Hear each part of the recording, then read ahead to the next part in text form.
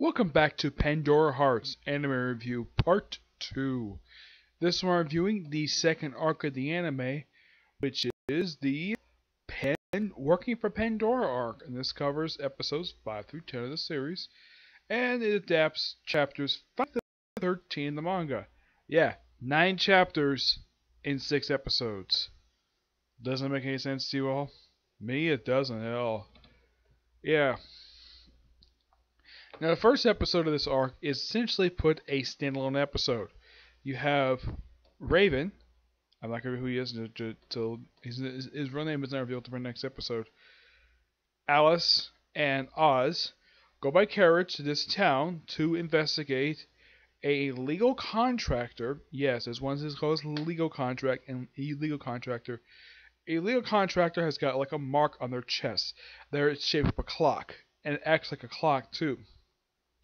Legal contractors do not have a clock at all, and plus these people can also not age. Yeah, that's explained later. So, they basically look at the contract, and of course, Oz comes across a girl who sells flowers, and of course he sees that a couple of noble people, well mostly the woman, is being a really bad jerk to them. Like, being a terrible person to them.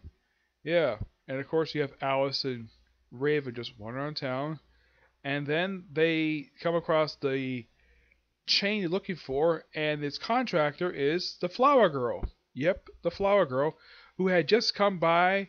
Now, she was invited by the woman's husband to their house. And what did she do? She murdered them.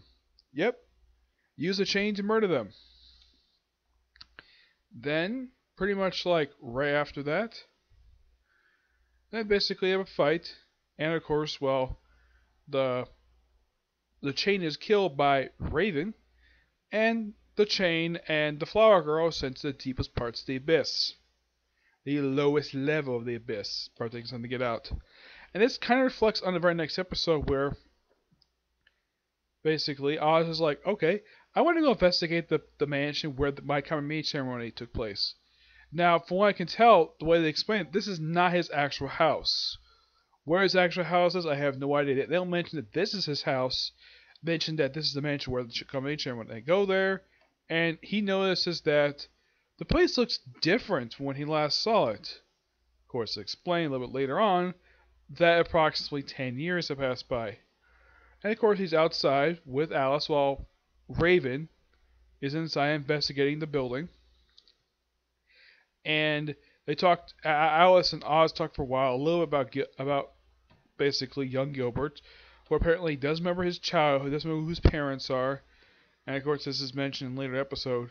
And then all of a sudden they're talking about, and they hear gunshots, and it's the woman with the doll thing from the first 2 episodes. Yeah, she comes back, and she reveals that Raven is Gilbert. Yep, Gilbert, grown up 10 years later. Of course, they get on, and of course, well, the chain is it's not exactly destroyed per se. It looks like it is destroyed, but it looks like it got away. And then, of course, well, Gilbert explains that, well, aside from the fact he grew up and he has to use his gun now, and of course, even Oz recognizes, though, that he hasn't really changed all that much at all. He's still very reserved. And of course, finding him in the place where they would actually went to back in the pilot episode, yeah, they go back there and well, he's investigating it. And of course, well, Alice, of course, is a little upset with Oz for sort of ditching her. But he's able to calm her down. Well, he does apologize to her, though, basically, she punishes him by kicking him in the face. Yep, knock him down 2 flights of stairs. Normally, this would kill somebody, but this is an anime.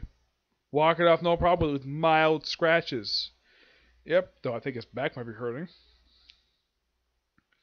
Yep. And then, of course, another memory opens up. Yep. Just like with the last time we had, another memory opens up, and we see, look like Alice is playing like in a field with a rabbit doll. We see a guy who they show in another episode. This is the same guy who appeared in that vision that Oz had of a guy appear with the curtain has his arm sticking through. And then they go to this, and then they get knocked out. And then, of course, Oz wakes up in Gil's house. Yes, his house. And apparently they've been sleeping for quite a while, at least for a couple of days. And that's right. And of course, we're showing flashback that Gilbert actually dropped both of them on their faces while they were sleeping. And apparently neither of them noticed. Yeah, it looked like Oz slept on the couch and Alice took the bed. Yep. And of course, well, he doesn't like the fact that Break, yeah, that's the guy's name, Break, doesn't like the fact he used him as basically his bait to draw him out. And Break has a weird way of entering exiting places. Here he's shown to come out of underneath the bed where Alice is sleeping. And she calls him a clown, and they proceed to tear up the room. It is so hilarious. Then, of course, well,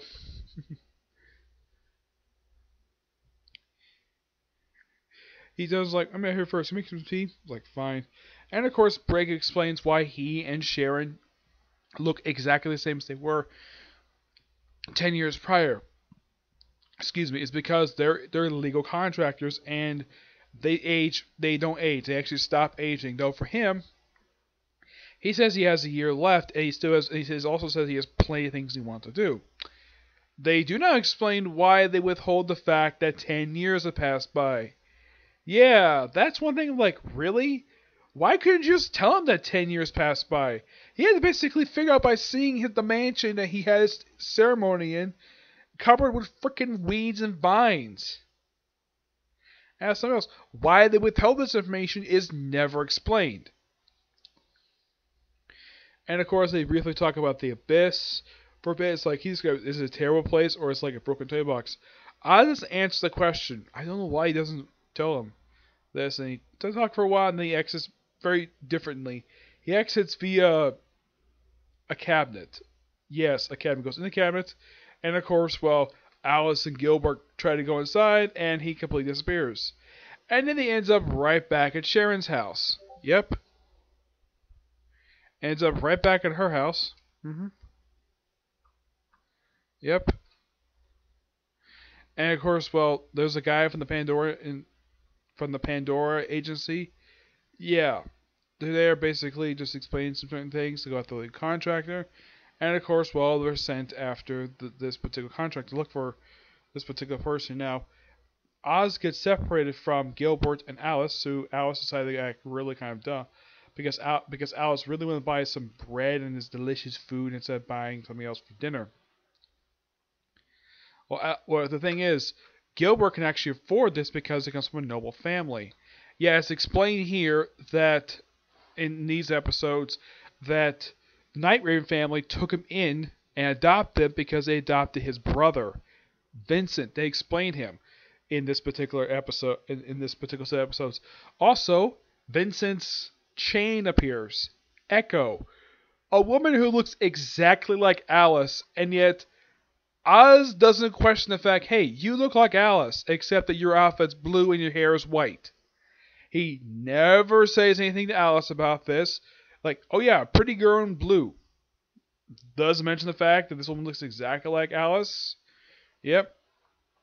Doesn't bother explaining it all. And at one point, that when they confront the actual contract, which is called Grimm, and they think it's the little boy who actually is the contractor. No, it's actually his father. Yep. And they fight for a while. At one point, Oz has to stop Alice. He tells a couple times. Eventually, he's told via the vision that he apparently does have the power to stop her. And she basically sort of gets resealed. And he talks to her for a while. And Gilbert comes to his senses. Look like he's about to shoot, and then eventually he is shot, but not by Gilbert. No, shot by his brother Vincent, who, by the way, apparently can touch Echo however he feels like. Heck, he puts, like when he talks to Break later, he has Echo sitting in his lap while he dries her hair. Yep, he kind of treats her a lot like her own his own daughter, or at least something. Treats her differently than how Alice treats Oz. I do like it that in these episodes they do have a little bit of character stuff with Oz when he talks to the character Philip West. This is before he confronts his father, where he mentions that his mother passed away and how kind and warm she was, and he used to be part of his family used to be a rich family, but apparently they're broke, so they had to live in a small house. And of course, the father explains the reason why for that, because he signed some paper and a doctor who refused to treat his wife's disease, and because of that, he ended up broke. What kind of paper he signed? Never explained. Even Oz doesn't ask, like, what paper did you sign that caused you to lose all your money? Either, like, not even Gilbert bothers to explain this. Oh yeah, and by the way, the character Philip, I think he's seen maybe once after this, I'm not sure, but yeah, and then of course everybody gets wet, so they have to go back to Gilbert's, I think it's supposed to be Sharon's house, because, well, apparently Gilbert asked Vincent to use his carriage, like, sure. I was thinking, sure, why not? Go ahead. And apparently he has no problem with it. And of course, well, we see Alice the first time wearing something besides the usual outfit she's wearing in her debut appearance. Yeah, basically she's down to like a nightshirt, which is something that Oz doesn't question, like, hey, you look different. Yeah, he doesn't say anything about it at all. It's like the way it's written. It's like, yeah, he doesn't notice stuff. Something as simple as that, like, hey, you look different. That's a different shirt that you normally wear. Or why Echo looks exactly like Alice. That's never explained, or a lot of stuff that basically never explained here. And then the episode ends with Alice just slouching down, sitting on the floor, having her back to Oz, and, well, apparently it looked like Oz didn't bother to look. The fact that at one point it looked like Alice was completely naked, and he doesn't look at all. He just looks at the fire, and she puts on some other shirt, and, well, that's when she slouches down, and basically it's a bit happy moment, though then the next episode picks up where this episode left off. In the case of this arc, I would say it's a good arc for the series, but my gosh, there was a bunch of stuff like characters basically not explaining things to each other, or why they don't other things. Like, let me list up some example, like stuff I said, where they don't explain this stuff and for like no reason at all. Like, Philip's father signed some mysterious paper with a doctor that apparently caused him to lose his entire fortune. What paper did he sign to lose his whole fortune? Here's another question I have to ask. Why didn't Brake and Sharon reveal the fact that 10 years have passed by, and apparently Oz, and why didn't Oz question the fact why they look exactly the same as when he went to the Abyss? Why doesn't Oz explain to Brake what the heck the Abyss looks like, even though the viewer has seen it? It looks like a very nice place, but I wouldn't want to live there. Let's see. Like, there's no proper conclusion to Philip. It's like he's properly, like, for some reason, Vincent suspects that he's the contractor. For some reason, it's never really explained. And then it's later revealed that there possibly may be there's a leak in Pandora. Yeah. But aside from the a lot of very unanswered questions, I'm surprised Oz doesn't bother to ask him. Like, Oz asks certain things, like, why couldn't you tell me this? What paper did you sign? What useless doctor are they talking about? It's like a lot of stuff is really like not here at all. It's like they couldn't bother to explain it at all because, well, they probably didn't feel like it. Yeah, in the case of the first episode, it kind of felt as if this one was a bit fillerish, and it just basically setting up basically what we're going to do for the next, like, 5 episodes, because that's what the first episode felt like, but at least is referenced in the very next episode. Yep. Not much else to say, but good episodes left with a bunch of unanswered questions. What's the unanswered question I can think of? Oh yeah, why isn't Oz questioned like why Alice is basically dressed differently, and any other normal guy basically would basically take a peek at Alice looking at her completely naked, and Oz doesn't do anything at all. He's oblivious to a lot of stuff. That's basically how Oz is written. Yep. So yeah. That's it for this particular review. I have several videos coming today. Reviews for new chapters for Black Butler, One Punch Man. Yes, One Punch Man came out today. And My Hero Academia. And possibly another part for Pandora Hearts. Okay? See you in the next video.